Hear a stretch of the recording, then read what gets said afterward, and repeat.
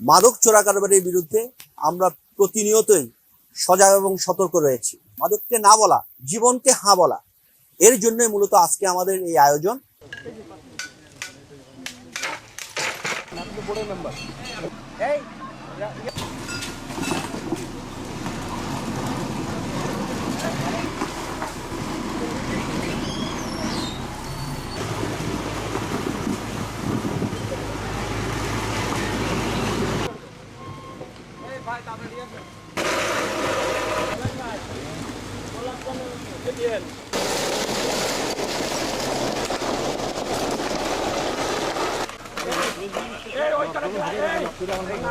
Phensedyl প্রায় 7,500 বোতল, বিভিন্ন প্রকারের মদ 18,000 বোতলের মতো, গাঁজা 100 কেজির মতো, হেরোইন 7,100 কেজির মতো, ভারতীয় ইয়াবা 7 কেজির মতো, হেরোইন 7 কেজির মতো, ইয়াবা 3,28,853 পিসের মতো, এলএসডি 24 বোতল, ক্রিস্টাল ম্যাথ 4.5 কেজির মতো, 4 কেজি 500 গ্রামের মতো, ভারতীয় অনাগ্রা ট্যাবলেট 40,907 পিস, বিভিন্ন ধরনের ইনজেকশন ড্রাগ যেগুলোকে বলা হয় 38 বোতলের মতো, বিভিন্ন প্রকার ঔষধ যেগুলো মানবদেহের জন্য ক্ষতিকর এবং উত্তেজক ঔষধ, এগুলো রয়েছে প্রায় 2.5 লাখের উপরে,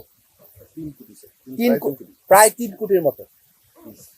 তারপরে সিগারেট রয়েছে, তামাক রয়েছে, বিভিন্ন অন্যান্য, এগুলো আপনাদের প্রেস রিলিজে দেওয়া আছে। বর্ডার গার্ড বাংলাদেশ সীমান্তের অতন্দ্র প্রহরী, বিজিবি সীমান্তে নিরাপত্তা এবং আস্থার প্রতীক।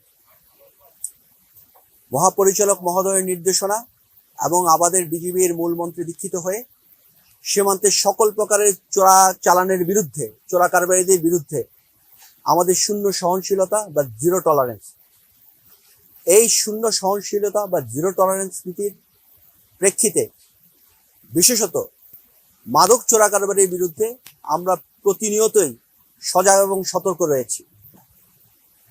আমাদের বিজিবি শুধু সাতক্ষীরা ব্যাটালিয়ন নয়, সমগ্র সীমান্তে সদা সর্বদা তৎপর রয়েছে।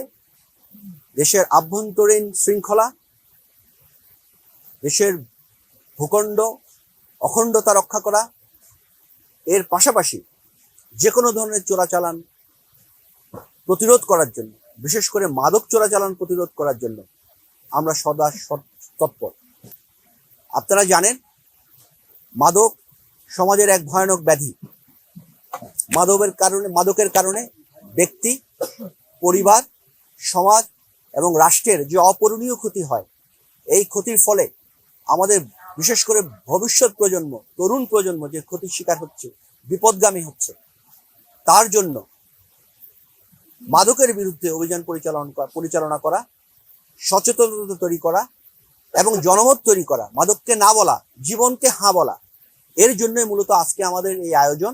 আমরা গত প্রায় 1 বছর ধরে বা 1 বছর কিছু কম সময়ে যে পরিমাণ মাদক আমরা আটক করেছি, মাদক বিরোধী অভিযান পরিচালনা করে আমাদের সীমান্তে, সাতক্ষীরা ব্যাটালিয়ন 33 বিজিবি সীমান্তে, সেই মাদকগুলোই আজকে আমাদের ধ্বংসযজ্ঞের মাধ্যমে সবার সামনে উপস্থাপন করতে চাই যে মাদকের ভয়াবহতা কি পরিমাণ। করাল গ্রাসে আমাদের দেশের তরুণ সমাজ সহ অন্যান্য সবাই এই করাল গ্রাসে আচ্ছন্ন হয়ে দেশ, সমাজ, পরিবার এবং ব্যক্তি পর্যায়ে ক্ষতির সম্মুখীন হচ্ছে, সেটা তুলে ধরাই ছিল আজকে আমাদের মাদক ধ্বংস করা যে আয়োজন, এর মূল উদ্দেশ্য।